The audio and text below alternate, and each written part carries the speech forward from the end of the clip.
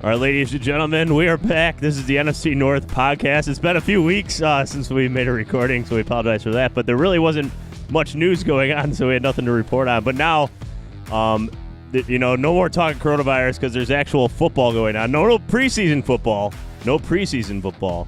But we'll have a lot to talk about the training camps on this podcast. But this is the NFC North podcast, and with me as always, we got Remy. Skull to the bowl, purple rain and control. Go Vikes. Then we got Barney about Bears. What's up, everyone? Bear down. And then last but not least, we got Kinger. Go Pack Go. Happy to be back with the boys. I'm fully juiced for tonight, fellas. Fully juiced. And of course, I'm Big Z, representing the Detroit Lions on this podcast. And what we're going to do on this podcast is we're going to be talking actual football. We're not really going to get into COVID of all because there's just been a lot going on with all these training camps and such. So we're just going to get down to football here. The football season, gentlemen, is about 17 days away, if I'm correct. Right? Yeah, or 19 days, something like that. Either way, it's less than 3 weeks away as we record this. It seems kind of wild, especially because we haven't had we can't see the football going on, so it's a weird situation. But it is coming around the corner. So what we're going to do, we're going to go around to each team, and we're going to get an update from each of the guys here and just see what's going on in their training camps. Since, I've been, at least me personally, I've been focusing on the Lions. I don't know what's going on with, for instance, the Chicago Bears. So, Barney, we're going to start with you. We're going to go in alphabetical order here. Kind of fill us in on what's going on with Chicago Bears and their training camp. Sure. And just before I do that, I'm just going to say one thing about the coronavirus. I think the NFL just did in the span like the last week and a half, did about 60,000 tests throughout the NFL, and 0 NFL players have tested positive, and only 6 random personnel, have tested positive. So out of 60,000 tests, that's something to get our hopes up for as far as NFL goes in the season beyond. But yeah. And I have the exact numbers here, actually, Barney. 58,397 tests administered to 8,573 players and personnel. As you said, no confirmed positive tests, and just 6 among other personnel. So that's really good news. There was 77 positive ones, I guess, over this past weekend, but apparently they were all false positives. Really bizarre situation. So the NFL at least can fix that issue now going into the because that would be terrible if this actually happened like on opening day or something like that, where you got all these positive tests everywhere. So at least it happened now and not 21 days from now. Well, that's also right. a great bailout excuse for the NFL, right? Because then anytime somebody tests positive, just say, "Oh, it was a false positive. Let's keep playing football," right? That's the way I look at it. Yeah. I like that too. And I think the Bears had 10 of them. The Lions had a couple. Minnesota had 9. Jesus, yeah. So just bizarre stuff. But like as we said, we're going to get into football now. So Barney, bring it over to Chicago. We're bringing it over to Chicago right now. Give us all the information that's going on over there, and where are they practicing at as well. So they moved up to Lake Forest. They're not doing Bourbonnais anymore, but that was pre-COVID decision. So they're up at Hallis Hall, just doing their thing.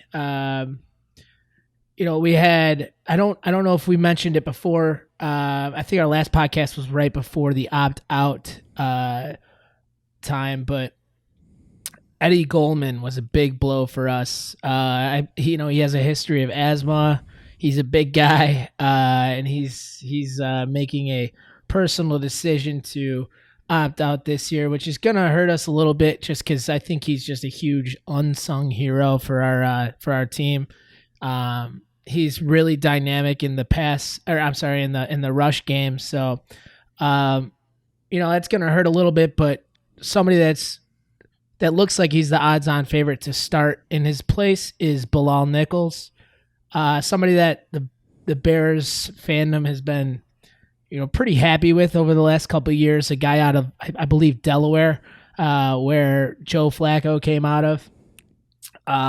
He was by far and large a situational guy in the last couple of years, but So that this is going to be his first big test. I think he's going to be starting there. They'll probably go with some sort of rotation, but for now, he's getting first team reps. So what have you been? That's what you've been. What have you been hearing about him so far in the first week of padded practices? He's a tough dude. He's a tough guy to move around. He's not as big as somebody like Eddie Goldman. I mean, it's a completely different. I don't know. Just a completely different kind of guy to have to block around. He's a little bit more agile, a little bit quicker. But by all means, it's been a good transition so far. And honestly, I think just with the way our defense is shaped, it's not the biggest thing to overcome. We definitely feel more comfortable with Eddie Goldman out there, but I think we'll be just fine with Bilal in his place. And we got some worse news with Artie Burns and Jason Spriggs, just two guys that we don't really have a solidified starter in some of those positions. Cornerback being Artie Burns, he was getting first team reps, but it was, on the very first day of practice. So, you take that sample size for what it's worth. There's been a few of those around the league, like people tearing their ACLs and Achilles already. Like Grant Delpit today in Cleveland tore his Achilles. That guy's career is probably over now already, and he lasted less than a week in the NFL. Yeah, that's brutal. Especially a guy like Delpit. He's. I remember when they grabbed him in like the second or late second. I was like, oh my god, that was a great pick. But back to the most important team, the Bears. Artie Burns just tore his ACL first go. Kind of a bummer. He was a first round pick for the Steelers that never really amounted to be, what they deemed is worthy of that pick. He wasn't awful. He just wasn't good. But he was going to come into our defense and see if he could hold his own. And it looked like he was going to start. But that's a position that I guess for most Bears fans we're all right to kind of have that little hiccup there, because a lot of us are excited about our rookie Jalen Johnson from Utah that we grabbed in the second round. But I don't think it's just his position to take. There's a guy, Kevin Tolliver, who I think, he's had a lot of head scratching things on the off seasons and whatnot, going back from high school, and that's why he was undrafted. But this guy out of LSU, I thought he played really well in the times that he came in. He had to guard up Devontae Adams a few times, and I think he played real well versus him. He's a young kid, but definitely going to be a fun battle between Jalen Johnson and Kevin Tolliver for that second cornerback position opposite of Fuller. And what you've read about in the last week and a half of practices, who do you think has the edge right now? Because there's going to be no preseason games to determine. It's all about the practice reps. Right. It's interesting. Right now they're a little bit unhappy with how the first couple days of Tolliver's preseason.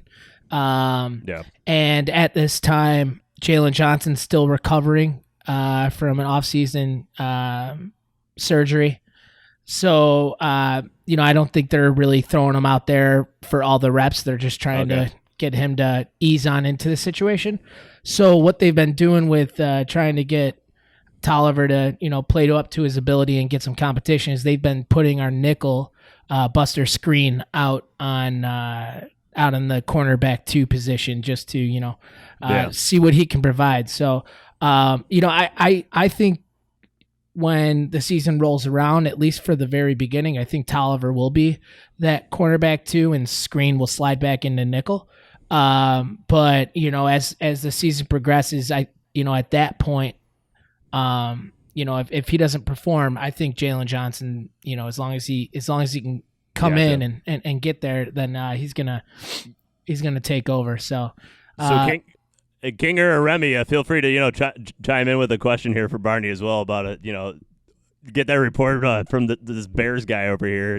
That you're worried about with the Bears. And maybe I'm just letting. I'm just letting Barney go right now, right? It's been a few weeks since he's gotten to speaking to the audience, so I'm just letting him do his thing at the moment. I do got a question for you, Kinger. I know it was a relatively short and out of the limelight tenure that Jason Spriggs had with you guys, but one of our Achilles heels is our offensive line, and so we're actively trying to better that. And we brought Jason Spriggs in, and it looks like he just went down with a right knee injury. I don't know the severity of it, but it looks like it might be a season-ending one. I don't know. Was he somebody I should have been pretty excited for, or? Yeah, I was waiting for you to bring that up, Barney, because I was going to comment on that. And, I think it's funny because I don't know this for a fact, but when the Packers drafted Spriggs, I think it was 2016 now, the rumor was they traded up right in front of the Bears to draft him, right? He was out of Indiana, pretty highly touted offensive tackle prospect. I think we cut a couple picks in front of the Bears to secure him. Rumor was the Bears wanted him. So it's funny how that came full circle now. Now, that being said, I don't really know what Chicago saw in Spriggs' 3 years in Green Bay that may have gotten them excited about it, right? It still could be their guy, but he struggled, right? I think he had 8 or 9 starts for us in 4 years and really struggled in pass protection and, quite frankly, in the run game as well, right? So he's got himself, he's got himself a ways to go if he wants to work himself into a lineup and be a productive tackle. So I got to ask you, what's the Bears situation looking like now, right? Where does that put them now that he goes down potentially with the season injury? Yeah, and I guess another question of mine was from what I remember, he was a tweener, right? Like he was looked at as a guard and as a tackle, and I think that was one of the things that intrigued the Bears because we need help with everybody. So were the Bears looking to play him at guard? Because he spent majority of his time playing tackle position when he was in Green Bay. I think and we'll get into this a little bit later as we talk about more of the guys, but I think we liked him because he could play both in case, for depth. I think he was just really a depth guy. Bobby Massey, Charles Leno. We only got, a handful of guys, and to be quite frank, they're not anybody to write home about, right? So I think his biggest availability was that he could play both positions. But right now it just looks like Bobby Massey will be on the right side at tackle, and Jermaine Ifedi, the first round tackle from Seattle and Texas A&M, he looks like he's owning the right guard position. So that's what it looks like right now. All right, and I wanted to get to one more thing, and then we'll move on to Green Bay here. But just give us an update on the quarterback battle going on in Chicago there, Barney. I think it's Mitch Trubisky's to lose. I mean, there's a lot of coach speak going on right now, right? I mean, nobody's gonna dog anybody, and nobody's gonna say anything to let the media run wild with it. But it looks like Trubisky had, that they're characterizing as who wins the day, right? And a lot of the beat writers are, unanimous with who they think won that particular day. And so far, out of the 3 practices, Trubisky's had 2 great days and one just So we'll see. It'd be nice if it was like a normal season where we could all see some practices or like see some stuff, but they're not going to let anything out unless they absolutely have to, especially at that position. So if you had to bet on it, who's the opening day starter as of right now? Trubisky for sure. Okay. Who's opening starter? Who's the starter game 5 of the season? That remains to be. I just think with COVID and everything, I mean, Foles has a little bit of familiarity with Nagy, but I mean, Mitch was in for the last 3 years. So you would think with this sort of off season that he'd probably get the nod in the beginning. All right, Barney. So talking about quarterback battles, let's go over to Green Bay over there. How's Jordan Love versus Aaron Rodgers going over there, Kinger? Well, it's going along just absolutely swimmingly, boys. I just wanted you all to know that, things seem to be off to a good start. Jordan Love is in the perfect position established quarterback, pretty good developing backup quarterback. You know, he's sitting there right in a third string position right now, just sitting and learning, nothing to worry about. You know, again, I think Barney's mentioned it too. I'd like to start by saying the Packers have come out with a new rule for their media this year, in which the writers out there are no longer allowed to communicate any sort of lineups, who's with the first team, second team, third team, any positions they're playing, if they're playing multiple positions. So it's been a little different this year. I don't really quite understand why they limited that. Were any of your guys' squads anything similar to that? It sounds like, Barney, you were hinting at it. You mean with like media reports and stuff? Yeah. Were you guys, any of your guys out there have restriction? All these NFL teams, like, their information restricted as much as possible. I know. At least the Lions reporters, when some of them like do observations, they break down like 11-on-11 plays, play by play. They can't break down some of the plays if it involves like trickery or something like that.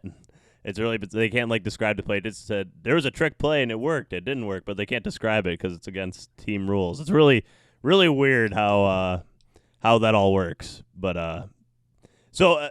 I understand there was a big signing as well, Kinger.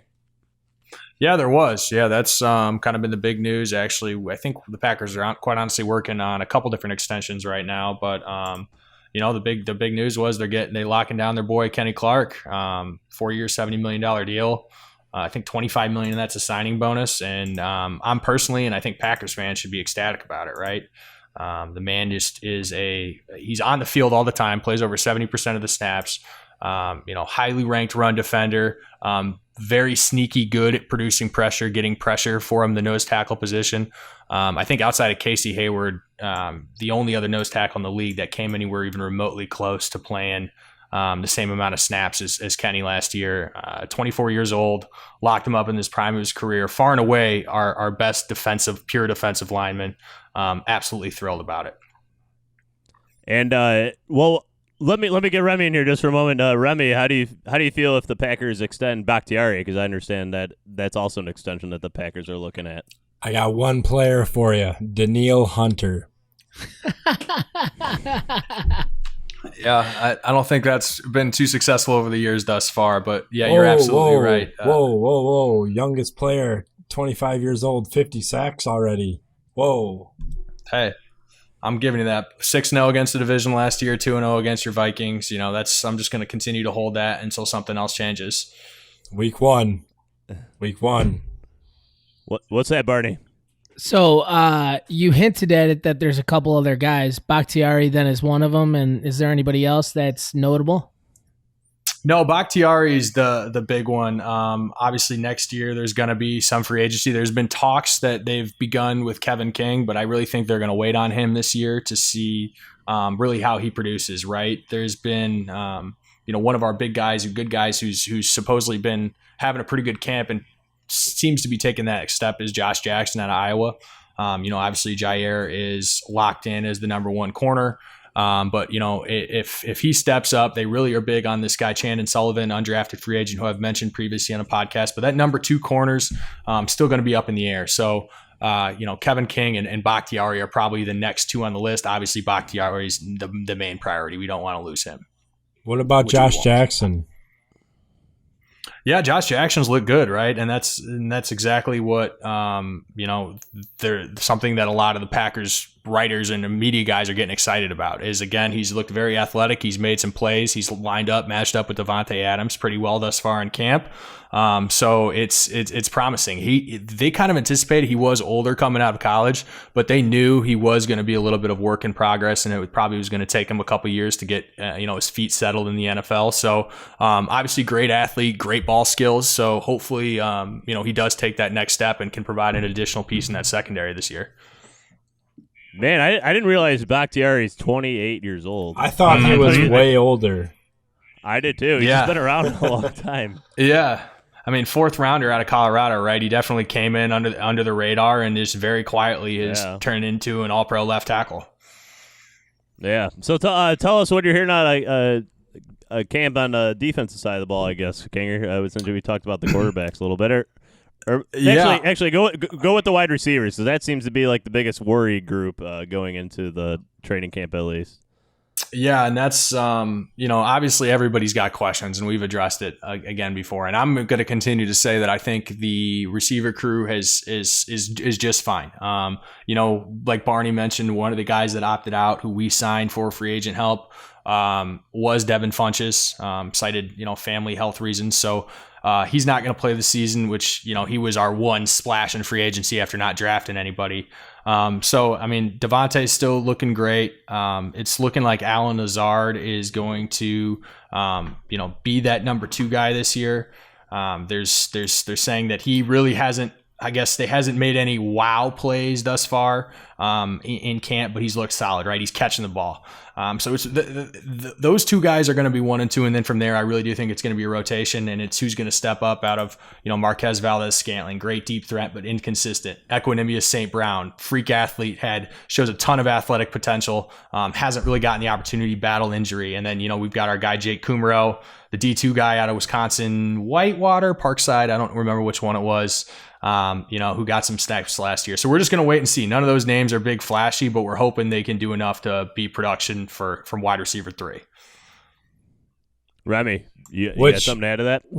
That leads to my point. Let's not all forget that Aaron Rodgers can make Jeff Janis look good. So in Green Bay, you guys, yes, is there a worry? No, when really Alan Lazard has been proven to step up and be a number 2 great guy. And as long as you have Devontae Adams and then a guy like Aaron Jones, Aaron Rodgers will do just fine.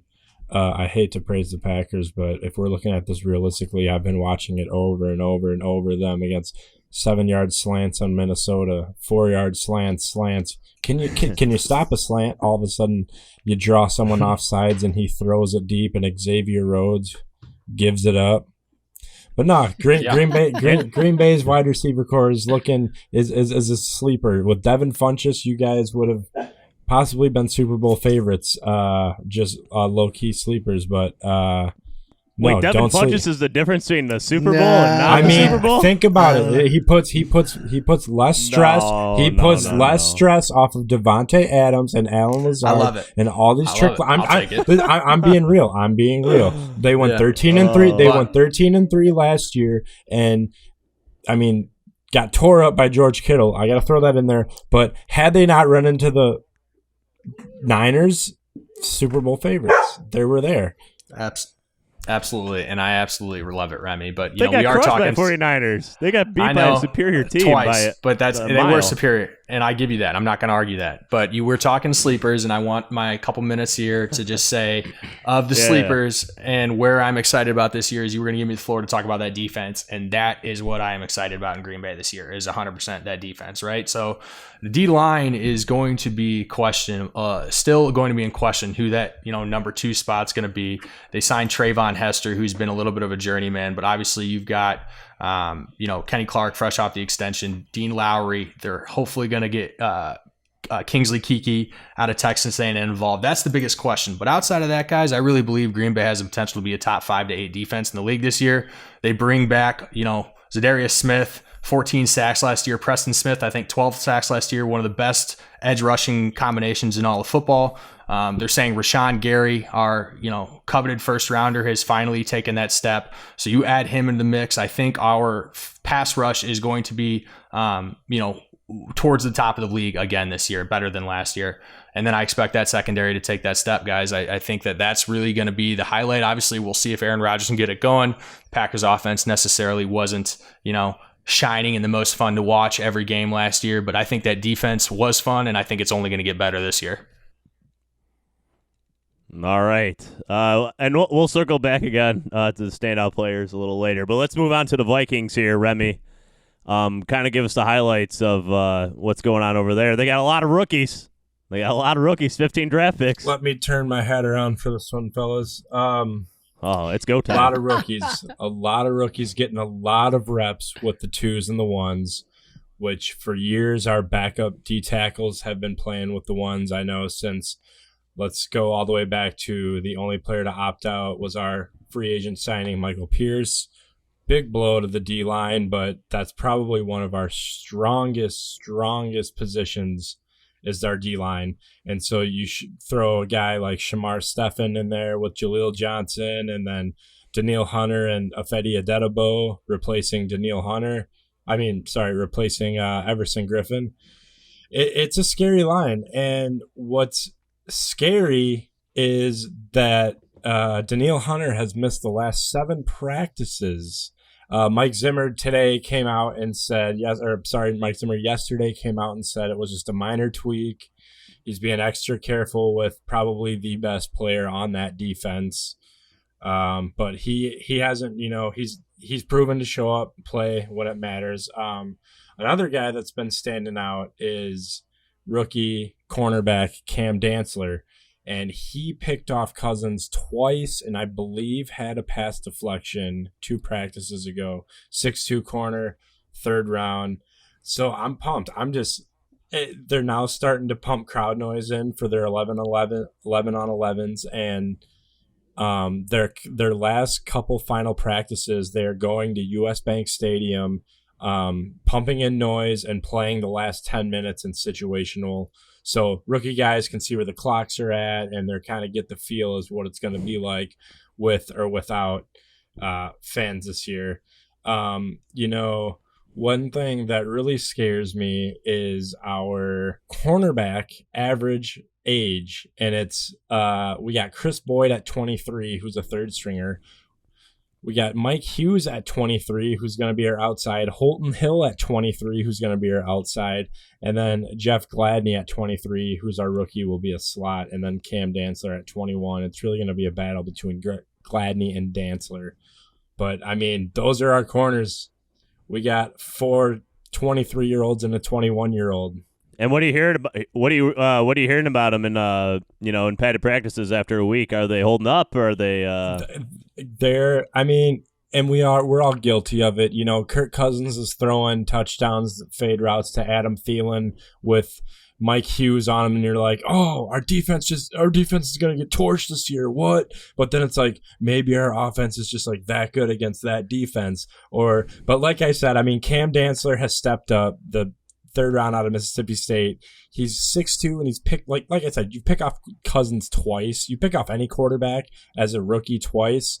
The coaches talk about you. And this brings me back to when Eric Kendricks made an interception and a sack all the way scoop and score for a touchdown in training camp. Mike Zimmer leaned over to his defensive coordinator and said, man, 54 is going to be something special. So that gives me a little hope. Eric Kendricks, Anthony Barr is still great. And that's as far as training camp wise. Now, there's an elephant in the room that needs to be addressed, and I would like it addressed, is Dalvin Cook, the top 5 running back in the league. We'll throw him top 5, rightfully so, contracts extensions started breaking off again early last week, and they stopped around $13 million. So that's what Dalvin and his camp are seeking, is $13 million a year. I know it all stopped because Dalvin reported to mandatory camp that day. He's been at every practice, so he's not holding out, and the man just wants $13 a year. I say, in my opinion, you go for it, you pay the guy. And I'm going to compare this to the Packers. Okay, see, in best interest, Minnesota's offense goes through Dalvin Cook. And you got to go get a quarterback that's not going to eat up all that money. So what the Packers have a real opportunity now to shove Rodgers out the door in a year or two and have that low-end quarterback still on his rookie deal and Jordan Love, and just build the weapons around him, as we've seen. And there's a big running back market this next coming year, like Damian Williams, and it's just the market's huge for running backs. Aaron Jones. Exactly, and possible Dalvin Cook. So Remy, Derrick Henry, he was trying to hold out, and he got $10.3 million. And I would argue he's used even more than Dalvin Cook with a lesser injury history. Why would the Vikings pay $13 million for that? It doesn't seem to be justified based on the value. You're right. See, Dalvin Cook brings more value to the table, in my opinion, than Derrick Henry when fully healthy, because Dalvin can catch. I mean, he can catch. Don't get me wrong, Henry's Is that the purple Kool-Aid over there? Is that the purple Kool-Aid? Dalvin, Dalvin has what, the most yards out of scrimmage from last year? The dude can do anything. He's like a Christian He's more McCaffrey. versatile for sure. And so, but $3 million to have Dalvin Cook. I mean, Derrick Henry. He's been Derrick Henry is a truck though. He's a truck, but Dalvin Cook is a snake, and he's a chef, baby. Come on, he eats now. Hey Remy, I'm with you. I would be ecstatic if the Vikings paid him $13 million. Me as well. And that's not because I don't think he's worth it. I mean, he's a great player. I'm just gonna withhold all my thoughts here and just say I would be very happy if they paid him $13 million. I don't see a deal. I will be done. very happy when you guys decide your starting quarterback. Just a reminder: the highest. Just a reminder: the highest NFL rookie running back contracts right now. McCaffrey $16 a year, Zeke $15 a year, Le'Veon Bell $13.1, and David Johnson $13 million. So so in that case, David Johnson's getting $13 million. Yeah. Where do you value Cook? Is that asking too much then of Cook? I mean, geez. Well, David Johnson has been completely irrelevant for 2 years because of injuries now. So that's definitely not a contract that you want because, I mean, he hasn't been able to recover. If anything, that hurts Dalvin Cook's case, giving $13 million to a running back. Yeah, agreed. Especially somebody with the injury history. Yeah, exactly. I agree. We're all, as Vikings fans, we're all scared with injury history. But one thing you do got to realize is we have Kubiak as our coordinator, and he can do some gross things with running backs and tight ends. And I think our offense is going to take a shape and really, really elevate Kirk to his best statistical year this year. Remy, I want to circle back on one of the comments you made about those cornerbacks that you got. I think Cameron Dantzler is going to be, I think I said it back around like the draft time. I think he's very boomer bust. He's going to be either a great player or you're just not going to hear his name too much in the next couple of years. But, you got excited. You were saying, Kirk Cousins drops a touchdown over your guys' corners, and you start thinking, shit, our defense is going to get, mollywopped. Look what's going on. Don't read too much into it, but I would say if Kirk Cousins having his way with your defense, that's not a good sign. Hey, he's the most accurate passer in the league. Come talk to me. Sir. Oh, man. So, Remy, do you have anything else to add? Any last little tidbits? Vikings win 11 games or more. Book it. Hell yeah. I love that. All right. So we'll move on to my Lions now. Man, there's a lot to talk about. I guess I'll start on the defensive side of the ball. And a guy that's been really standing out on defense is a guy he's been hurt the last 2 years, but when he's on the field, he's a humongous difference maker. He stuffs the stat sheet. A guy by the name of Deshaun Hand, a defensive lineman. The Lions are desperate at defensive line, and part of the reason is this guy is it's his third year in the league now, but he's always been hurt. It's so frustrating because he's so good. This guy's out of Alabama.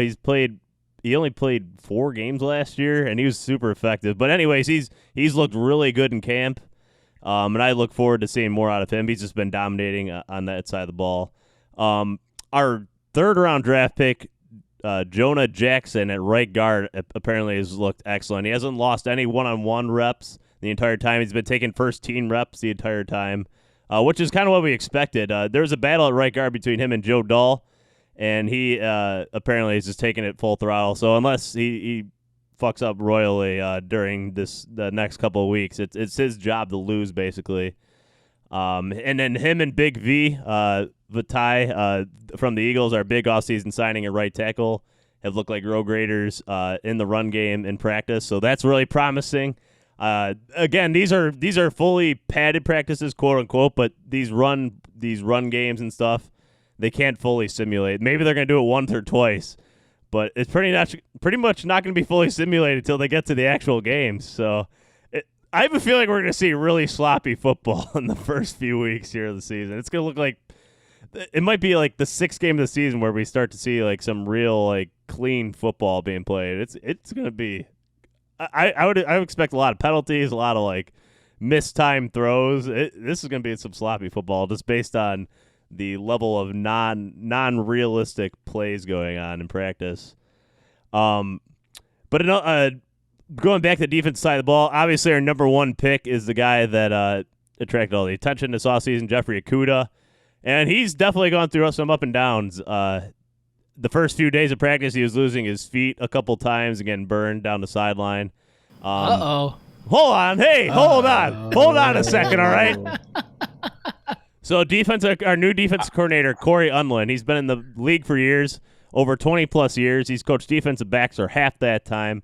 This is an experienced gentleman coaching our defense now. And no more important position does he have experience in defensive back, especially in a Matt Patricia scheme where defensive backs are like of the utmost importance because they're always playing man coverage. And after the first couple days, Jeffrey Okudah has apparently calmed down. He's gotten the jitters out or whatever. He's looked like the number 1 prospect that we hope for. So before you start laughing over there, don't worry, we're gonna get the last laugh. All right, we're definitely gonna get the last laugh on this one. I've no doubt about that. Especially the Packers throwing out who the hell knows at wide receiver. I definitely am confident in any matchup we have with that, especially Aaron Rodgers on the decline as well. Okay. But yeah, Barney, what do you got? Had to throw the jab. Of course. So of course. Realistically, taking that position, do you think that Jeffrey Okudah will be just as good this year in replacing Big Play Slay, or so does that defense or does that position even get any better? Or? You're comparing like a Pro Bowl cornerback to a rookie. That's really hard for me to say. I mean, the hope is like Jalen Ramsey good in his first year. You don't draft a cornerback in the top 5 without that kind of hope and promise. So, but man, that's tough to replace a Darius Slay type. Kinger.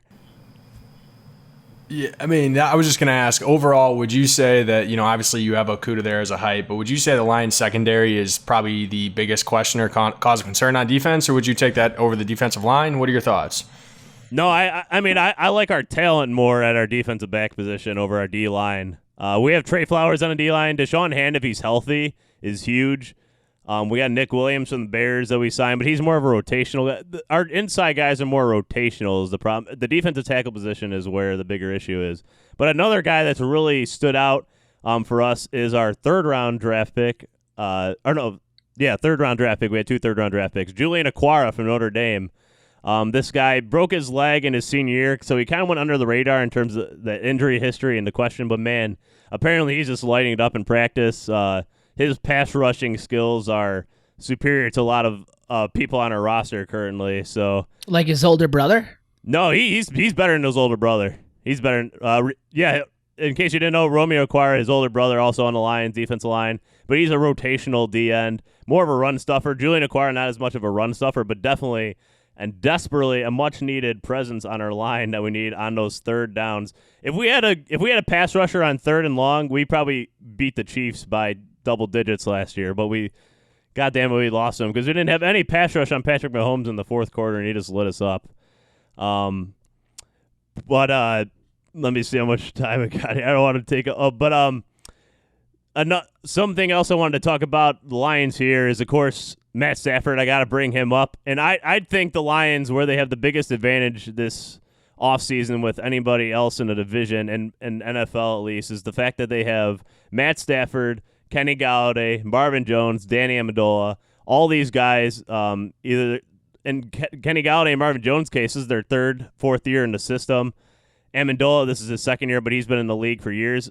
When you're talking about a shortened offseason with little live reps and, no preseason games whatsoever, that veteran presence, I think, is going to be more important than ever to start the season, and that's where I think the Lions have a real advantage. And I'm glad that we get that advantage going into these divisional games to start off the season right away against the Bears, against the Packers. Yeah, Kinger. Yeah, I mean, I probably wouldn't disagree with you on that in regards to you taking a look at top to bottom wide receiver depth chart. in the NFC North, the Lions probably would take the top spot on that. I don't know if they have that elite talent like a Devontae Adams, and I'd even probably put Allen Robinson maybe just slightly ahead of Galladay, but top to bottom, I'm definitely going to give you that, and I do think that is going to benefit the Lions in this season as well. Yeah. Yeah, I think you guys, I don't know if you already stated it, but you guys had the best duo last year in terms of touchdowns, right? Marvin Jones and Galladay had like 20 or 21. Yeah, somewhere around there. Yeah, 19 or 20 between the two. And most of those coming before Stafford got hurt, actually. So I would keep a tight leash on Galladay, because I'll tell you what, man, if that NIU boy and St. Rita boy gets a chance, it just so happens that the Bears are really, really hurting for a very good weapon for Trubisky. So, are they now? Yeah. Well, they need a tall guy with a wide radius for his inaccurate throws. So. Hey, I will say this though. You guys were digging it a little bit when the move was made, but by far and large, the number one guy that everyone, Bears beat writers, everybody's says that's like dominating their practice is Jimmy Graham. And I think he's going to have a pretty positive year this year, because he's not going to be asked to do what he was asked to do in Seattle and in Green Bay and be that wide tight end. He's going to be able to just split out in a 12 personnel set and just be that kind of slot, guy, extended tight end out there, while Cole Kmet, who's been getting a lot of raving reviews so far in practice, is going to be the guy with the hand in his dirt. So, Jimmy Graham, pretty good. But TJ Hawkinson's going to score more touchdowns than him. Do you know that? Well, that's our that bet. remains to be. Yeah, you're damn right it is. Oh man, Jimmy Graham is approaching Jason Witten's running ability, where he can only run in straight lines. That's I don't know, him lining up wide is the best for that. We shall see, my friend. So, Barney, that's who stood out to you. Then, who's someone in the Bears camp that you've heard is not impressing as much, if there none? Everything's golden in the state of Chicago. No, I'd probably say, just with a lot of coach speak going on, nobody's really, dogging anybody. I think somebody that's been said, hey, they're not taking the position, by force, is that Kevin Tolliver person. But okay. I'll just revert back to quarterback here, and until somebody absolutely, without a doubt takes the reins, that's got to be an unimpressive, day of practice. So, all right. So, Kinger, who's someone that's stood out to you? What's one name that pops out to you that you've been reading about in Green Bay that we haven't mentioned? Yeah, yet? and so it's a guy that actually I'm probably not going to see a ton of PT this year, but they're saying in the first couple days of camp, Kamal Martin, our 6th round inside linebacker out of Minnesota. There's a lot of questions around his durability, whether he was going to be physical enough to play in the league, and the reactions out of the first 2 days of camp are without a doubt yes. Apparently he's been in there popping pads, getting in the run, stopping the game, fully looks like he's belong, right? He's not going to overtake Kirksey at that position. Oren Burks is still probably ahead of him, but for a 6th rounder, they're just saying he immediately looks like he belongs in the league, which is pretty promising. This first week in a camp, for a guy drafted that late, it's good to hear. Absolutely. And then, is there somebody that is that you were expecting something out of it that is kind of falling off pace? Yeah, I don't know if I'd describe it as that, but I haven't really seen any poor reports. I don't think anybody, maybe a few guys, but I don't think anybody's out there just saying, oh, this guy looks like absolute trash in camp. Maybe so, but the one guy that we're hoping to have step up on the defensive line this year, who played significant snaps the past couple seasons for us, is Dean Lowry out of Northwestern. They said he's been off to a little bit of a slow start, right? Just names not popping up in this practice, hasn't been in the mix overly. That number 2 D tackle position is big for Green Bay's success this year. And, I'm hoping he gets it going a little bit more, because would like to see him improve his game from the last couple seasons. All right, so let's bring it back over to Minnesota now, Remy. I'm gonna throw you the same questions over there. So, who's someone that's that first pops to your mind in terms of someone that's really stood out so far to you? Yeah, like I said, Cam Dancer for sure. Just making plays on the ball. Also, Eric Kendricks.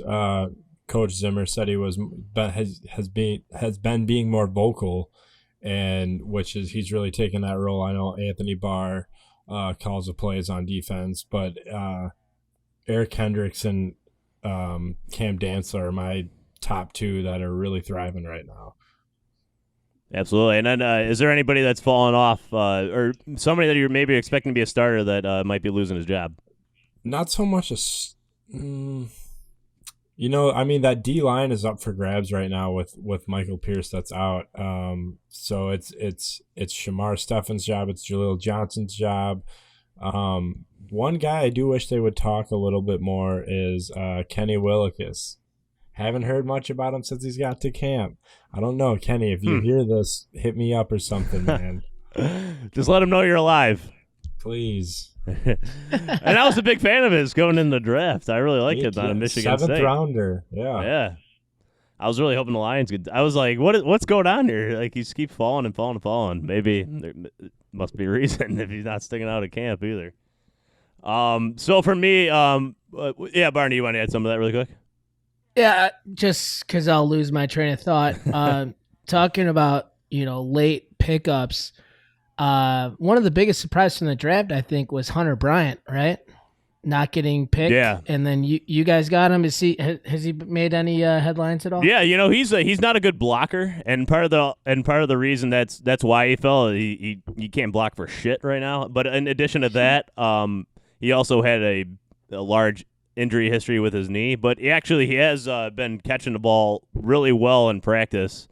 So he's definitely someone that stood out. The name I was going to actually mention as a standout, though, was Jamal Agnew from the wide receiver position. This guy has been a defensive back the last 2 years for the Lions, but an all-pro returner from the punt position. He's had 4 punt return touchdowns in the last 2 years. But they're putting him at a wide receiver, which I've been clamoring for years for the Lions to do. This guy has top-notch speed, like one of the fastest guys in the entire league, and it always pissed me off when they would just throw him out there on defense and you play like shit.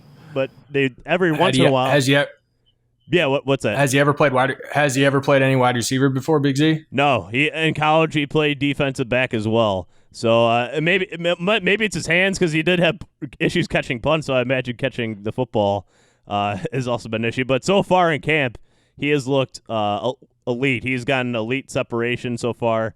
I would imagine he makes a roster as him now, because if he wasn't going to make it as a receiver and he didn't have any other use besides punt returner, he probably wasn't going to make the roster because he was so useless on defense. But he has top-notch speed, and that means another guy that might be falling off is a guy named Mike Hall. This guy had 7 catches for 240 yards last year on the Lions. This guy named Mike Hall. Matt Stafford only on my other Lions podcast we called the Mike Hall 40-yard pass of the week because there's 5 weeks in a row where Mike Hall had a 40-yard plus catch every week. It was incredible. And then Stafford got hurt and his year kind of went down the tubes. But he can. The thing with Jamal Agnew and Mike Hall, that battle going on will be interesting because Jamal Agnew doesn't have that experience as a receiver, and those deep throws, you got to have that like good over-the-shoulder type concentration and athletic ability to keep your feet in down the sideline, but also like those over-the-shoulder catches are not easy. The Willie Mays type catches, So I don't know if Jamal Agnew has that in him. I can't see it without being there to see the practices or any preseason games or anything like that. So that'll be interesting to see that battle going on. Big Z, are you going to work on getting us some press credentials soon? Or That'd be incredible. That would be incredible. I think we need a few more listeners for that, though, first. So if you're listening, subscribe, share this now, and we'll you'll help us out at least, and then we'll help you out by getting the inside scoop. But yeah, gentlemen, first week and a little over a week right now of padded practices. We're not going to get any preseason games, so we won't have that to talk about. And, but man, football's back and it's exciting. And I'm sure we'll have a lot more to discuss about these battles that we've talked about. roster situations will clear themselves off. Maybe Dalvin Cook will get his money, and maybe not. Wait, Remy, before we go, I mean, if Dalvin Cook doesn't get paid before the season starts, is he going to sit out games? I don't know. I think if he's participating in camp actively, why put the work in just to not use it? I think he plays if he doesn't get the money. Or if they pause talks. Yeah, is he's still on his rookie deal right now? Yeah, correct. Yeah. 11 wins and over, quote it. Especially now, these running backs pretty much get one shot at that big contract. Most of them are not getting a second big contract unless you're like Frank Gore. It's like very rare. But yeah. And is Bakhtiari in his last year of the deal, Kinger? Yeah, he'll be a free agent next year. Next year's free agent class for the Packers is huge. Yeah, I know the Lions left tackle Taylor Decker. This is his final year of his contract. And Kenny Galladay, he's in last year of his contract as well. So 2 rookie contracts there that the Lions have to deal with. Barney, is there any notable contract last year of the contract situations in Chicago? Isn't it Allen Robinson? Yeah, Allen Robinson. There's a guy by the name of Mitch Trubisky who. I wasn't really counting him, but we can throw him in there. No, Allen Robinson's there. We'll see what goes on. As far as free agencies go, but I think we'll probably extend him. Yeah. At some point during the season. But yeah, Kinger, go ahead. I got a hypothetical. What if for you here, Barney? So say the Bears make a Super Bowl, not necessarily win a Super Bowl, but say they make a Super Bowl and Trubisky goes on, a pretty good run, finishes, say, top third quarterback statistics this year in the league. Top third, right? Let's just say top 10 quarterback in the league. Are you okay with the Bears giving him 5 years, $180 million? I thought when you were saying top third, like top 3, and I'm really glad you. No, I'm saying top 10, but the Bears go on a miraculous Super Bowl run. Are you all right with that? I mean, no, I don't think that's. I don't even think that's in the wheelhouse for him. I'd love for him to, people forget. Oh, it's in the wheelhouse. 2 years ago, the Bears had a top 5 offense. It absolutely sputtered last year, absolutely, and it was atrocious. But if he has a good year, I can't see him really getting like that kind of money. But because like if the team does well, if it's more of like being a product of a well-oiled machine and not so much on him, and he just wins games, I could see him getting a 3-year contract after that, or with a couple of team options. But I don't unless he just turns into Joe Montana. I don't think he's gonna be getting money like that. All right, because we're saving our money for Aaron Rodgers. That's what I hear. I don't know. Brett Favre said so. Yeah. That would be something. Would you accept Aaron Rodgers in the Bears uniform? I hate the guy. I hate the guy's guts, but I can't deny that he's damn good. Kinger, how would you feel about that? That would be a tough pill to swallow. Seeing Favre when he went to Minnesota was tough. So I don't know. I don't want to see another Green Bay great go in the division. And Remy, how do you feel about Favre in Minnesota? It was easy for me because Favre bounced around, and then so when he came to Minnesota, I less hated him. Yeah, he had the Jets in between. Yeah, that does help, I guess. That does help with that. So, gentlemen, I think that's going to wrap it up for this podcast. Again, we're a little over a week into the padded practices, a little less than 3 weeks away from the actual start in the NFL season. September 12th, I believe, is the opening night where the Chiefs play the Texans in Kansas City. But thank you, everybody, for listening. This is the Pylon, an NFC North podcast. Remy, Barney, Kinger, and I'm Big Z. Thank you, everybody, for listening, and we'll get back to you with more conversation about training camps next week.